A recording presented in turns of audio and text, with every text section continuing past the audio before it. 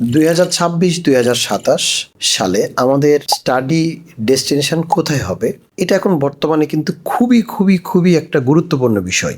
এবং এই বিষয়টা নিয়ে আমার মনে হয় এখনই ভাবার সময় আসছে, এবং এইভাবে চিন্তা করে সামনে আগানোটা খুবই ওয়াইজ ডিসিশন হবে। কেন সেটা বলছি। কারণ হইল, আমাদের কিন্তু কিছুদিন আগেও ওপেন এন্ডেড ছিল।